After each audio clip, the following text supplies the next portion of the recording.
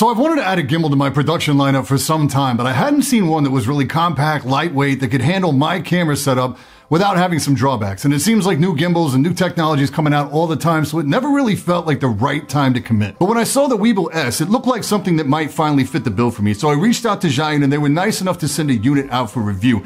I can't give you a lot of comparative data versus a lot of other gimbals out there because the fact is this is my first real deal gimbal that's not designed specifically for a smartphone. So we're gonna see how it stacks up with my camera rig. It's a Sony a7 III with the Tamron 28-75 f2.8. You ready? Let's go!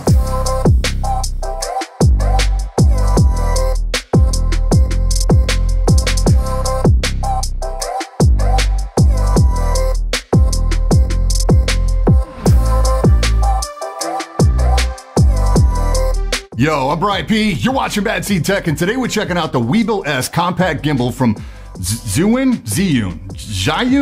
Everybody seems to say it different. I gotta say here too, before we get rolling, that I focus mainly on product photography. We are relocating to Seattle very soon, and that's gonna open up a whole new level of content. But right now, number one, this thing is not being pushed to its maximum capabilities like out in the wilderness. And number two, I am brand new to using a gimbal. So you can rest assured that if I'm able to pull clean footage with this thing, so can you. Retailing for around $399 US, this is a compact form factor that debuted on the previous Weebill Lab, but the S is said to have 300% more motor torque and 50% more motor responsiveness. This should make it the ideal combo for my Sony a7 III. I've just recently started shooting handheld. Normally my camera moves are very controlled and mechanical because I use a Rhino Arc setup for all my motion shots. So handheld isn't something I'm really confident with at all. So I'm hoping the Weebill S is going to help me keep things nice and steady and smooth when I'm going off the rails. So it's very small and light and every axis can be locked out. So far so good. Let's get it set up with the a7 III and see how it goes.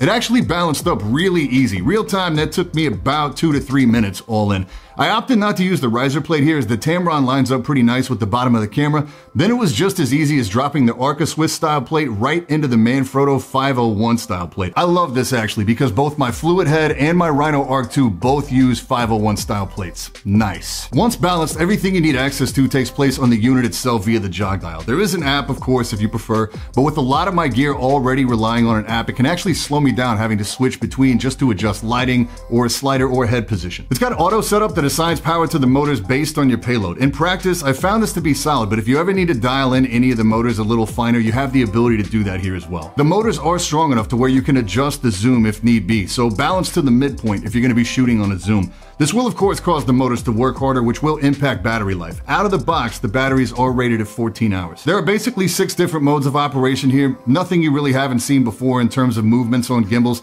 I don't find the learning curve to be very steep here at all, even for somebody with no previous experience. It's honestly more so learning proper physical technique and movement than the actual technical operation of the gimbal itself. A great point on the Weebill S and the previous Lab for that matter is that this tripod, which doubles as a handle, moves from the more traditional position into this rear position here. And this allows you to not only use 2 hands in a position that's more comfortable, but it also allows you to move into underslung or low mode really easy with 0 setup or changes, and there's plenty of clearance even for the flip out screen. It's also nice because you can switch arms if you need to as your muscles start to fatigue. It's easy enough to move just by unscrewing it, but you can get quick releases if you find yourself needing to move this often, as the only real downside in running in this position is that you can't easily just set it down. It also breaks down really small and can fit into most backpacks. The only caveat being here that if you're going through airport security, you will need to take this out of your bag, as evidently it looks a lot like a gun.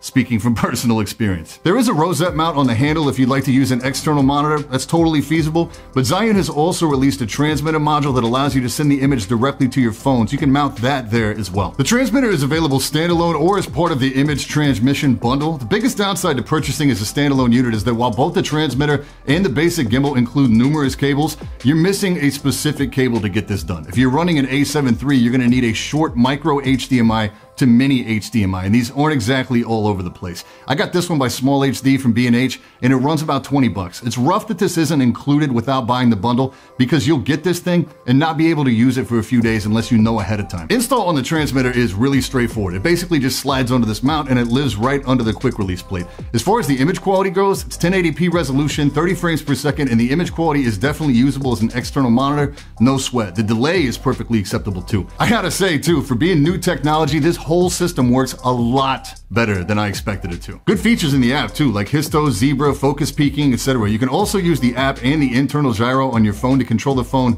both with moving the actual phone and in joystick mode. And it has tracking as well, which again works very well. One thing about this module is that because it's not built into the gimbal, it actually functions as a wireless transmitter for any camera, and it can connect up to 3 different devices.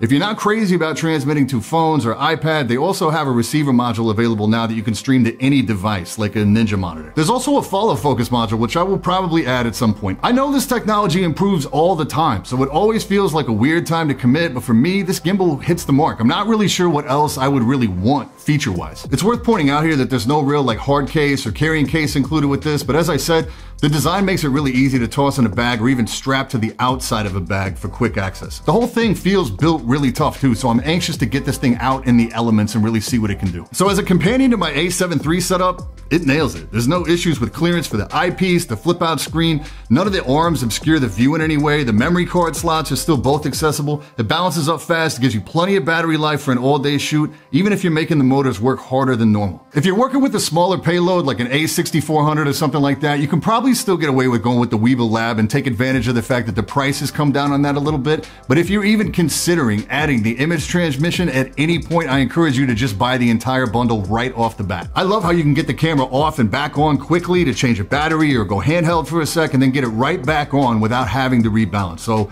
it's small, it's light, it's really easy to pick up and start getting great shots. I know it feels like new gimbals are coming out all the time, but I don't really know what else I'd want in a gimbal. This thing feels like an easy recommend. I really don't have a lot negative to say about this thing. I expect I'll probably do a follow-up to this in a few months because I feel like with production gear, like real insight or those little details don't really start to reveal themselves until after you've used these products consistently for a few months. As always, links down in the description for everything we talked about today. Any questions, hit me in the comments or drop by the Discord. And that's it for this time. I'm Brian P. Thanks so much for watching. Don't forget to hit that like button, hit that sub button, and until next time, stay up.